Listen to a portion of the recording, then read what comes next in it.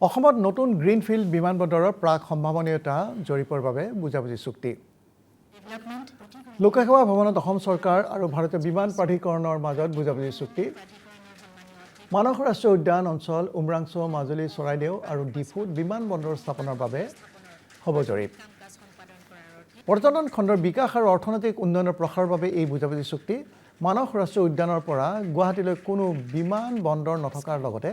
Chicken নেকৰ ওচৰৰ বাবে প্ৰয়োজন সাপেক্ষে ইয়াৰ প্ৰতিৰক্ষা ক্ষেত্ৰতো ব্যৱহাৰ কৰিব পৰা যাব বুলি মন্তব্য মুখ্যমন্ত্ৰী আমি আজি ভাৰত চৰকাৰৰ এয়াৰপোৰ্ট অথৰিটি অফ ইণ্ডিয়া আৰু ভাৰত চৰকাৰৰ চিভিল এভিয়েশ্যন বিভাগৰ সৈতে এখন মেমৰেণ্ডাম অফ আণ্ডাৰষ্টেণ্ডিঙত চহী কৰিছোঁ যাৰ মূল লক্ষ্য হ'ল যে আমি অসমত নতুনকৈ 5খন বিমানবন্দৰ নিৰ্মাণ কৰাৰ এটা প্ৰয়াস আৰু প্ৰচেষ্টা এই আটাইকেইটা লোকেশ্যন যাক আমি প্ৰি ফিজিবিলিটি ষ্টাডিৰ কাৰণে আগবঢ়াই দিছোঁ গোটেইকেইটা লোকেশ্যনৰ এটা বিশেষ মহত্ব আছে আৰু আমি সকলোৱে জানো যে Manas national park is a UNESCO heritage site পৰ্যটনৰ অপাৰ সম্ভাৱনা আছে আৰু আমি যদি দেখা পাওঁ গুৱাহাটীৰ পৰা ধুবুৰীৰ মাজত কোনো বিমানবন্দৰ নাই নামনি অসমৰ বৰপেটা জিলা বাক্সা জিলা চিৰাং জিলাত সামৰি এখন বিমান যদি আমি বন্দৰ এটা নতুন বিমানবন্দৰ বনাব পাৰোঁ ই পৰ্যটনৰ সম্ভাৱনাক আৰু অধিক আগুৱাই লৈ যাব ইয়াৰ উপৰিও সিকিউৰিটি চিনাৰীৰ ফালৰ পৰা যিহেতু ই চিকেন নেকৰ বহুত ওচৰত হ'ব প্ৰয়োজন সাপেক্ষে ই ভাৰতৰ প্ৰতিৰক্ষাৰ কামতো ইয়াক ব্যৱহাৰ কৰিব পৰা যাব দ্বিতীয়তে আমি এটা বিমানবন্দৰৰ প্ৰস্তাৱ দিছোঁ মাজুলীত আমি সকলোৱে জানো যে মাজুলী অসমৰ আধ্যাত্মিকতাৰ এক পবিত্ৰ কেন্দ্ৰবিন্দু মাজুলীত আমি যদি পৰ্যটকৰ কাৰণে কমাৰ্চিয়েল নহয় পৰ্যটকৰ কাৰণে যদি সৰু বিমানবন্দৰ এটা কৰিব পাৰোঁ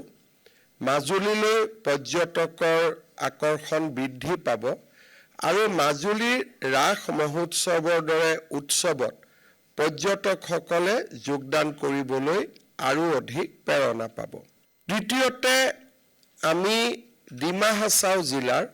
উমৰাংচুত এখন বিমানবন্দৰ বনাবৰ বাবে প্ৰস্তাৱ দিছোঁ আমি যদি প্ৰাকৃতিক সৌন্দৰ্যৰ পৰা চাবলৈ যাওঁ শ্বিলঙৰ সমানেই আমাৰ ডিমা হাছাও জিলাখন অত্যন্ত অপূৰ্ব আৰু সুন্দৰ ডিমা হাছাও আৰু অধিক এখন সুন্দৰ স্থান আৰু তাত থকা প্ৰাকৃতিক সম্পদ কেভৰ পৰা লেকলৈকে ইও এখন পৰ্যটনৰ ডাঙৰ আকৰ্ষণ কেন্দ্ৰ হ'ব পাৰে সেইকাৰণে মই ভাবোঁ যে পৰ্যটকৰ দৃষ্টিভংগীৰে উমৰাংচুত এখন বিমানবন্দৰে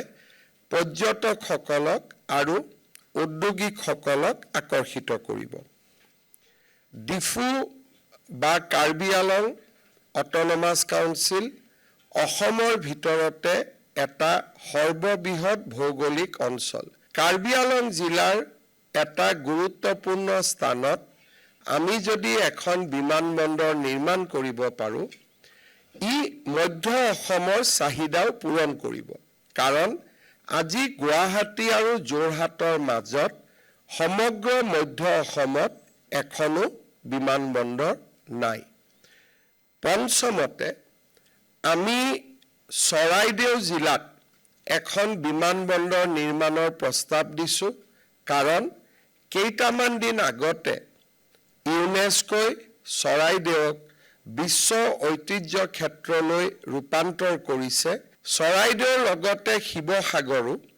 ঐতিহাসিক সম্পদেৰে পৰিপূৰ্ণ আৰু যোৰহাট আৰু ডিব্ৰুগড়ৰ মাজত চৰাইদেউত এখন বিমানবন্দৰ স্থাপন হ'লে সকলো দিশৰ পৰা ই ৰাইজৰ উপকাৰ হ'ব বুলি মই বিশ্বাস কৰোঁ। মই ভাবোঁ যে অসমত আমি সৰু বিমানেৰে আমি অসমক আৰু গুৱাহাটীক আমি এটা ৰিজনেল কানেক্টিভিটিৰ হাব হিচাপে নিৰ্মাণ কৰিব পাৰোঁ।